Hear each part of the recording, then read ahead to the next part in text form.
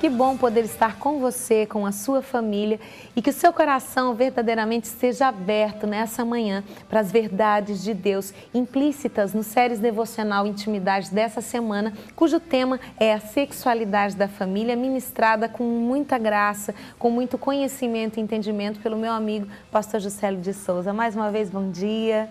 Bom dia novamente. Exatamente. Estamos aqui para dar sequência Exatamente. ao assunto de ontem, Glória a Deus. E nosso texto base, então, né, pastor? Isaías 58:12, né, que a gente está falando durante toda a semana. E a palavra de hoje é restaurando as primícias da nossa identidade pessoal. E nós estamos falando, então, realmente da nossa identidade sexual, né, pastor? E eu acho realmente algo tremendo isso aí. É a nossa frase de hoje, eu quero usar a frase até antes já. O sexo nasce pronto, mas a sexualidade precisa ser construída. Aborda esse algo tão tremendo e tão amplo para nós, pastor. Bom, vamos por parte então. A nossa identidade é ela que define o nosso destino. Quando eu sei quem eu sou, então eu sei para onde eu vou.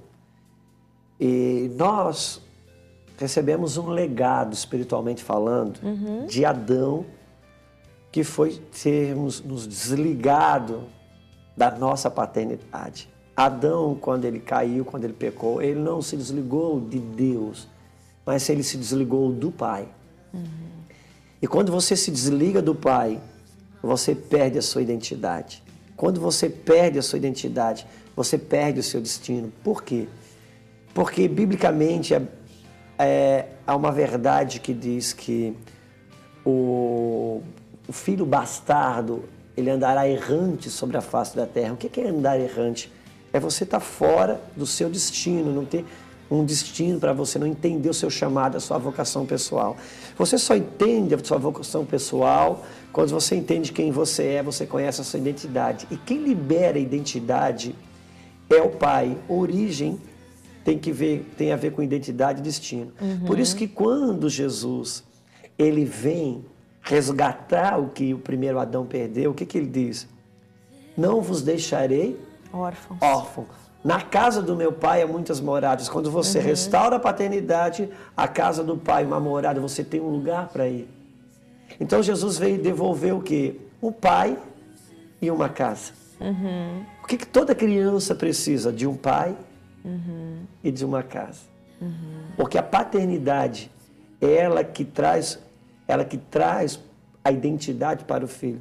Por isso que nos dias atuais, nós falamos ontem no programa de ontem, como nos desenhos animados e a mídia procura detonar, desfigurar, tornar nula a figura paterna. Exatamente. E não bastasse agora nos dias atuais, mulheres buscando produção independente, como o marido, ele entra simplesmente como um progenitor, ele entra como alguém que vai dar o seu esperma. E isso é causa terrível, porque essa criança nasce sem pai, cresce sem identidade, cresce sem destino. Porque daí você trabalha só na questão física e você esquece de toda essa questão espiritual, onde está a construção da identidade, né, da moral. O ser humano, ele é um ser tricotômico. Ele tem espírito, alma e corpo. Então, você separar de Deus, você está desligado da origem de Deus. Exatamente. E você está desligado espiritualmente da tua paternidade. Por isso que Jesus ele nos religa à origem. Quando religa à origem, você, pessoa, passa a conhecer quem ela é, a sua identidade. E passa a conhecer o seu destino. Por isso que Jesus ele passou, Mônica, por todo momento, ele se referia a Deus como meu Pai. Mas na cruz, quando Deus precisou se separar dele. Ele diz, meu Deus, por que me abandonaste? Ele não diz meu Pai. Porque como Deus precisou se separar de Jesus. Mas como Pai, nunca ele foi abandonado. Exatamente. Então, e hoje, qual é a forma de recuperar a nossa identidade? É verdadeiramente recuperarmos a paternidade. E para conhecermos a nossa identidade pessoal, é preciso restaurar primeiramente as primícias da nossa identidade. A base da nossa identidade pessoal, que é a nossa identidade sexual. A nossa identidade sexual, ela é as primícias da nossa identidade pessoal. E quem dá isso é o pai. Assim como é no físico, Mônica, assim também é no espiritual. O homem é que determina o sexo da criança, porque só o homem é XY, a mulher é XX.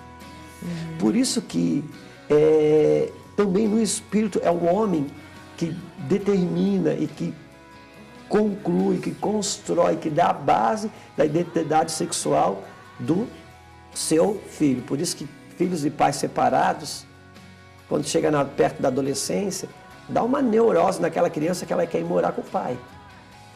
Ela nem sabe, mas ela quer ir morar com o pai. Por quê?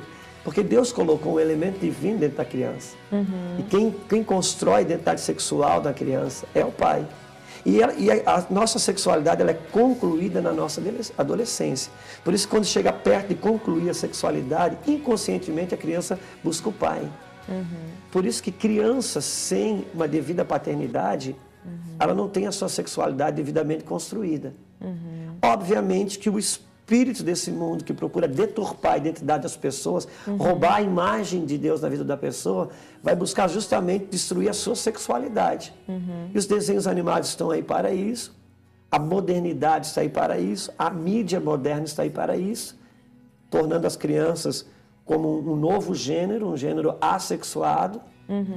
E isso não é uma verdade, não é uma realidade. Pastor, eu queria te fazer uma pergunta, que eu tenho certeza que muitas pessoas ouvem falar muito disso, a gente não conseguiu concluir aqui, a gente conclui no próximo bloco. Porque as pessoas dizem assim, falando realmente nessa questão da sexualidade, eu sou um menino, mas eu nasci com alma de menina. Que é um assunto muito forte que a gente tem visto hoje e define isso para nós à luz da Bíblia, que eu acho que é muito importante, Ok, né? Vamos lá. De novo, nós vamos voltar para o mesmo lugar. Todo problema de falta de identidade sexual está ligado à ausência de paternidade. Sim. Por isso que todo menino se vê como menina e toda menina que se vê como menino pode buscar. Exatamente. É a ausência paterna. E a ausência paterna leva a criança a ter um sentimento de rejeição. Por isso que, na maioria dos casos, obviamente, teremos várias linhas de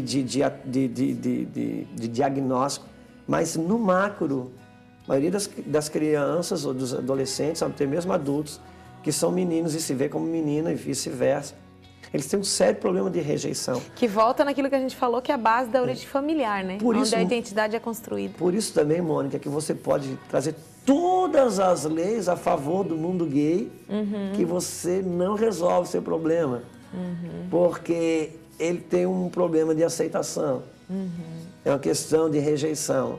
Exatamente. Se você fazer todas as leis a seu favor, ele ainda vai se sentir rejeitado. E quando você tem problema de rejeição, você busca por aceitação. Exatamente. Por isso que você vai ver no mundo gay, por exemplo, que o filho gay é o melhor filho da casa, o funcionário gay quase é sempre o melhor funcionário da empresa. Por quê? Porque ele tem essa necessidade de ser aceito. De ser aceito, então, de ser reconhecido, ele dá o né? melhor. Mas isso não está no campo de uma coisa saudável, porque está no campo da rejeição.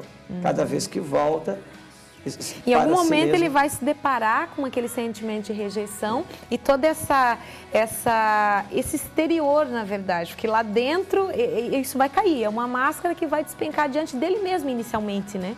E respondendo melhor a sua pergunta, o que acontece? A criança nasce a um problema que até de tradução bíblica. Algumas traduções bíblicas dizem que Deus fez homem e mulher. Só que a Bíblia, na sua tradução correta, diz macho e fêmea os fez. Então, quando nasce uma criança, não nasce um homem ou uma mulher. Nasce um macho ou uma fêmea. Porque o sexo nasce pronto, concluído. Aí está a questão física. A né? mecânica nasce pronta, mas a dinâmica não. Do ponto de vista da sexualidade prática, essa criança é praticamente um elemento neutro. Ela nasceu ou macho ou nasceu fêmea.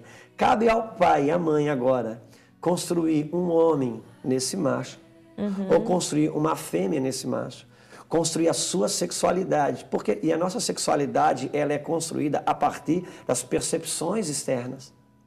Uma criança nasceu macho, não se vê como homem, nasceu fêmea, não se vê como mulher. Ela vai ter percepções da sua sexualidade a partir das informações que ela tem de fora para dentro. E mais tarde, quando ela começa a se descobrir, se está alinhada com as percepções corretas que lhe foram comunicadas, ela não vai ter um problema de identidade sexual e também não vai ter um problema de identidade pessoal. Agora, quando o pai e a mãe não constroem a sexualidade, não constroem um homem nesse macho, não constroem uma mulher nessa fêmea, essa criança ela fica suscetível, vulnerável, a estar confusa sobre o assunto. O que acontece? Como agora, principalmente nos dias atuais, a mídia vai construindo um mundo assexuado na cabeça dessa criança, ela fica perdida. Mais tarde, entre os seus 7 e 9 anos, por exemplo, no caso de um macho, ele tem sensibilidades. Ele tem tanto sensibilidade na frente como sensibilidade atrás. Aquele que for tocado primeiro, ele vai gostar. É onde entra a guerra da pedofilia hoje. O pedófilo chega, toca atrás, ele gosta. Como o pai e a mãe não construíram a sexualidade correta, ele tocou atrás, ele vai gostar. E ele começa a receber várias informações que isso é normal, e daqui a pouco ele começa a ver homem beijar homem, e ele começa a se ver como uma menina. O exterior começa a trazer isso para ele, né? Só que, Mônica, sempre que você trabalhar contra a natureza, você vai sofrer. Exatamente. Entende? Não existe carro flex na questão da sexualidade humana. Se a criança nasceu com a mecânica de macho, ela precisa ser construída uma sexualidade de homem. Porque a sexualidade ela é aprendida. E a gente vai falar sobre esse detalhe, a sexualidade é aprendida, né? No próximo bloco a gente volta falando sobre esse conceito, eu estou aqui realmente sem fôlego, é algo tremendo que Deus ainda tem para trazer ao nosso coração. Então fica com a frase do dia, só um minutinho, rapidinho, nós estamos juntos novamente.